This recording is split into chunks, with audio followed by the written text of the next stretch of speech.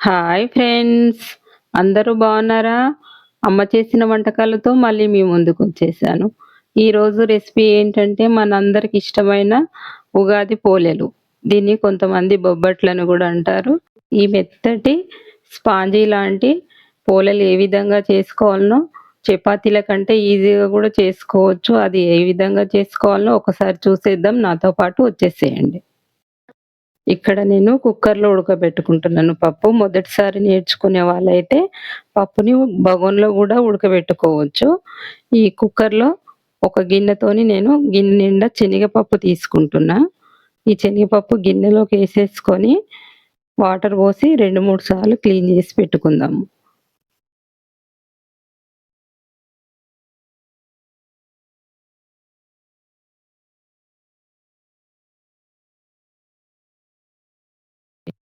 పప్పుని ఒక కప్పు తీసుకున్నాం కదా ఇక్కడ. ఆ పప్పుకి మనము రెండింతల నీళ్ళు తీసుకోవాలి. రెండింతలు నీళ్ళు తీసుకొని కుక్కర్‌లో పోసేసుకుందాము. ఇప్పుడు ఈ విధంగా కడిగి పెట్టుకున్న పప్పుని మనం ఒక కప్పు పప్పుని తీసుకున్నాం గదా! దీంట్లోకి 2 కప్పుల వాటర్ తీసుకోవాలి. ఈ 2 కప్పుల వాటర్ తీసుకున్న తర్వాత దీన్ని మూత పెట్టి కుక్కర్‌ని స్టవ్ పైన పెట్టుకుందాము. మొదటిసారి చేసేవాళ్ళైతే కుక్కర్‌లో పెట్టుకోవద్దు పప్పుని. బగోన్‌లో ఉడకబెట్టుకుంటే ఏంటంటే, కొత్తగా నేర్చుకునే వాళ్ళకు పప్పు ఎంత ఉడికిందనేది తెలుస్తుంది. కుక్కర్‌ని స్టవ్ పైన పెట్టుకొని ఒక విజిల్ వచ్చేంత వరకి పప్పును ఉడికించుకోవాలి. ఒక విజిల్ రాగానే మూత తీసేసి పప్పు ఎలా ఉడికిందో చూసుకోవాలి. పప్పు పలుకుగా ఉండాలి. 80% ఉడకాలంతే. ఎక్కువ ఉడికితే మనకు పోలేలు సరిగ్గా కుదరవు. ఇక్కడ మనము ఇట్లా లోతుగా ఉన్న ఒక గిన్నెని తీసుకొని, దీంట్లోకి ముందుగా మనము ఏ కప్పుతో అయితే శనగపప్పు తీసుకున్నామో, అదే కప్పుతోని పిండిని తీసుకోవాలి. ఇది గోధుమ పిండి. కొంతమంది పోలేల పిండితో గూడా చేసుకుంటారు పోలేలు. నేను 2 కప్పుల పిండిని తీసుకుంటున్నా ఇక్కడ. 2 కప్పుల పిండికి దీంట్లోకి మనము కొద్దిగా ఉప్పును వేసుకుందాము.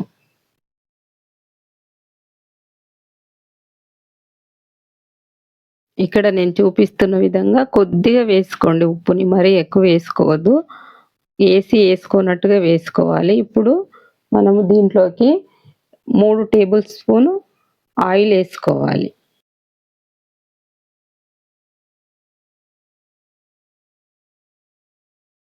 ఈ విధంగా ఆయిలేసుకొని ఒక్కసారి మొత్తం పిండిని మంచిగా కలుపుకోవాలి. ఈ విధంగా వీడియోలో చూపిస్తున్న విధంగా ఆయిల్ అంతా గూడా పిండికి పట్టేలాగా కలుపుకుందాము. ఇప్పుడు ఈ పిండినంతా ఈ విధంగా కలుపుకున్న తర్వాత కొద్దిగా వాటరేసుకుంటూ ఈ పిండిని బాగా కలుపుకోవాలి ఈ విధంగా.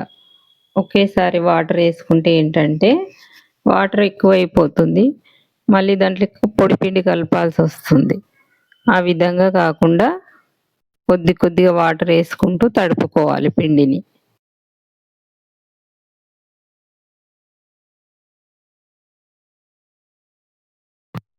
ఈ విధంగా పిండి మొత్తము కొద్దిగా వాటరేసుకుంటూ చపాతీకి తడుపుకుంటున్నట్టుగా పిండిని మెత్తగా తడుపుకోవాలి.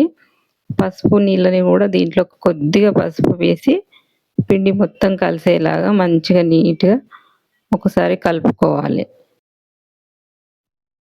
ఫైనల్‌గా మనకు పిండి ముద్ద అనేది ఈ రకంగా రావాలి. మనము చపాతీ పిండి ఏ రకంగా అయితే తడుపుకుంటామో అదే విధంగా పిండి ఈ విధంగా సాఫ్ట్‌గా ఉండాలి. మనకు చేత్తో పట్టుకుంటే స్మూత్‌గా అనిపించాలి ఈ విధంగా. ఇప్పుడు దీనిపైన మనము ఆయిల్ అప్లై చేసుకుందాము. ఆయిల్ తీసుకొని పిండి ముద్ద పైన మొత్తం గూడా ఈ విధంగా అప్లై జేయాలి. ఇప్పుడు ఆయిల్ అనేది రెండో వైపు గూడా అప్లై చేసుకొని దీనిపైన మూత పెట్టేసి ఈ పిండిని పక్కన పెట్టుకుందాము. ఒక హాఫ్ అన్ అవర్ దీనిని అలాగే వదిలేసి నెక్స్ట్ ఏం చేయాలో ఆ ప్రాసెస్‌లోకెళ్ళిపోదాం. ఇక్కడ నేను తురిమిన బెల్లము ఒక కప్పు తీసుకుంటున్నా. ఇదే కప్పుతోని మనము శనగపప్పు గూడా తీసుకున్నాం గదా! అదే కప్పుతో బెల్లం గూడా తీసుకోవాలి. దీంట్లోకి మనము 4 ఇలాచీలు 4 ఇలాచీలు వేసేసుకుందాము. కొద్దిగా సోంపు వేసుకుందాము.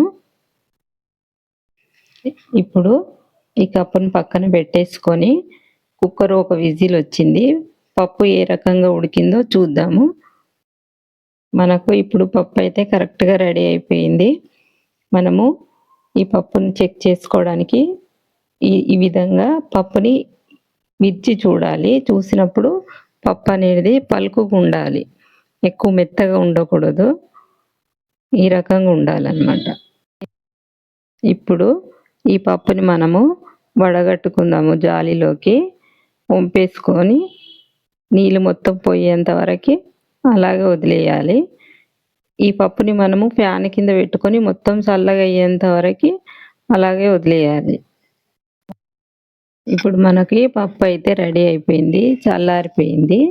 ఈ చల్లారిన పప్పులోకి ఈ బెల్లం ఉంది గదా! ఈ బెల్లంని గూడా దాంట్లోకి వేసేసుకొని ఒకసారి బెల్లము, పప్పు 2 కలిపి మిక్స్ చేసుకోవాలి. ఈ మిక్స్ చేసుకున్న మిశ్రమాన్ని మిక్సీ జార్‌లోకి మనం కొద్ది కొద్దిగా వేసుకుంటూ మనం మిక్సీలో పేస్ట్ లాగా పట్టుకోవాలి. ఈ విధంగా మనము మిక్సీ పట్టుకున్నది పేస్ట్ లాగా రావాలి. ఎక్కడ గూడా పలుకులనేటిది ఉండొద్దు. ఉంటే ఏంటంటే మనం పోలేలు చేసేటప్పుడు ఆ పలుకులు తగిలి పోలేలనేది మనకు హోల్ పడుతుంది. పూర్ణం అనేది మనకు ఫైనల్‌గా ఇంత స్మూత్‌గా ఉండాలి. అప్పుడే మనకు పోలేలనేటిది చక్కగా కుదురుతాయన్నమాట. ఇప్పుడు పిండి ముద్దని మనము ఏ సైజులో కావాలనుకుంటే ఆ సైజులో కొద్దిగా పిండిని తీసుకొని ఈ విధంగా ఒకసారి మెత్తగా బాల్‌లాగా చేసుకొని ఇప్పుడు చేతికి కొద్దిగా ఆయిల్ అంటించుకొని దానిపైన ఈ పిండి ముద్దని పెట్టి ఈ విధంగా ఒత్తుకోవాలి. ఇప్పుడు దీంట్లోకి మనము రౌండ్‌గా చేసి పెట్టుకున్న కొద్దిగా పూర్ణంని తీసుకొని ఈ విధంగా రౌండ్‌గా బాల్‌లాగా చేసుకోవాలి. చేసుకున్న పూర్ణం ముద్దని పిండిలోకి పెట్టేసుకుందాము.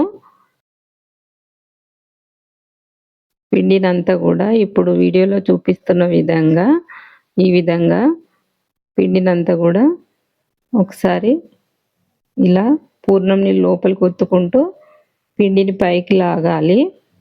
ఈ విధంగా ఒత్తేసుకొని మనము చపాతీ పిండి ఏ రకంగా అయితే బాల్‌లాగా చుట్టుకుంటామో అదే విధంగా బాల్‌లాగా రెడీ చేసుకోవాలి ఈ ముద్దని. ఈ విధంగా చేసుకోండి. ఇట్లా లోపలికి ఒత్తుకుంటూ బాల్‌లాగా చుట్టుకోవాలి.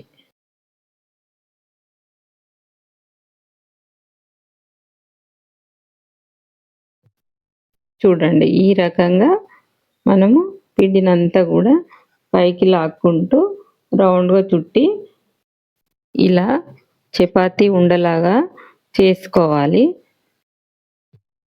ఇప్పుడు ఈ ఉండని పొడిపిండిలో కొద్దిగా అద్దుకొని, కొద్దిగా పొడిపిండి తీసుకొని ఈ రకంగా చల్లుకొని దీనిపైన పెట్టుకొని చపాతీ కర్రతో వెయిట్ ఎక్కువ ఎయ్యకుండా లైట్‌గా ఒత్తుకోవాలి ఈ విధంగా. వీడియోలో చూపిస్తున్న విధంగా లైట్‌గా పైన పైన ఒత్తుకోవాలి. వెయిట్ ఎక్కువేస్తే ఇచ్చుకపోతది. సేమ్ మనము ఎలా అయితే చపాతీ చేసుకుంటామో అదే విధంగా చేసుకోవాలి.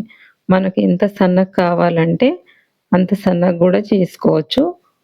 మనము ఏసుకోవడం పెంక పైన ఏసుకోవడం గూడా ఈజీగా ఏసుకోవచ్చు. చపాతీ ఏ రకంగా అయితే ఏసుకుంటామో అదే రకంగా ఏసుకోవచ్చు. ఎక్కడ గూడా ఇచ్చుకపోదు. ఇచ్చుకపోతదన్న భయమే ఉండదు. ఇప్పుడు ఈ పోలని పెంక పైన వేసుకొని మంటని మీడియం ఫ్లేమ్‌లో పెట్టుకోవాలి. ఇప్పుడు కొద్ది కొద్దిగా నెయ్యి వేసుకుంటూ 2 వైపులా గూడా మంచిగా కాల్చుకోవాలి పోలని.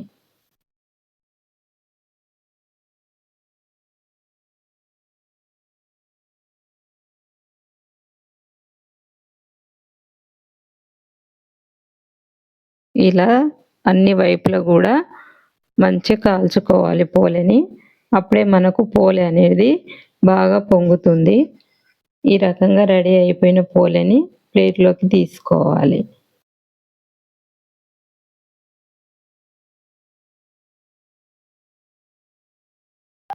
చూడండి ఫ్రెండ్స్ మన సాఫ్ట్ పోలెలైతే రెడీ అయిపోయినాయి.